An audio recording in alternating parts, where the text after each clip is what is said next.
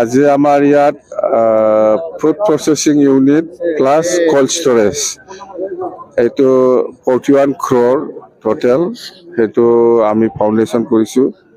সেই প্ৰজেক্টবিলাক আচলতে প্ৰমোদ বড়োৰ দিনত প্ৰজেক্ট ধৰা, কিন্তু কথাটো হ'ল কোনো একটা প্ৰজেক্টৰ নামত ইহঁতে পইচা আনিব পৰা নাছিল।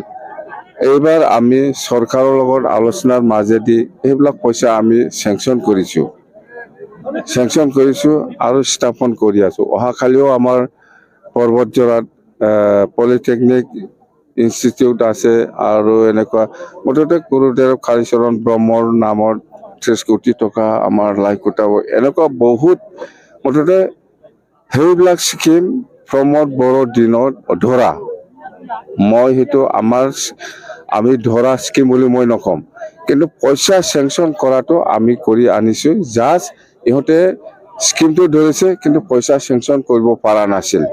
তো আমি এই 3 মাহৰ ভিতৰত চৰকাৰৰ লগত আলোচনা কৰি গভৰ্ণমেণ্ট অফ ইণ্ডিয়া বা গভৰ্ণমেণ্ট অফ আছামৰ লগত আলোচনা কৰি সেইবিলাক স্কিমৰ এগেইনষ্টত পইচাটো চেংচন কৰি আনিছে আৰু আমি সেইকাৰণে আমি সেইটো ফাউণ্ডেশ্যন ষ্টনটো কৰি আছে। অহাকালিও আমাৰ আছে এনেকুৱা 4-5টা। আজিও মই ৰাতিপুৱা এই দুৰ্গা মন্দিৰ মণ্ডপৰ কাৰণে 50 লাখ টকা ধৰিছিল। সেইবিলাক প্ৰমোদ বড়োৱে স্কিমটো ঠিক কৰা, কিন্তু সেই নামত স্কিমটো লিখি থৈছে কিন্তু পইচা চেংচন কৰিব পৰা নাছিল। আমি এতিয়া পইচা চেংচন কৰিছে, বাছ কাম কৰি আছোঁ। নিৰ্বাচনৰ মিত্ৰতা নহয়, আমি কৈ আছোঁ BPF NDA হিচাপে নিৰ্বাচন খেলিব। BPF হিচাপে 126টা ভিতৰত কিমানটা চিট খেলিব এইটো আজিলৈকে ফাইনেল হোৱা নাই, ফাইনেল হ'ব। সময় আছে, যিহেতু আমি শুনিছোঁ হয় এপ্ৰিল মাহৰ নিৰ্বাচন হোৱাৰ কথা, বাছ।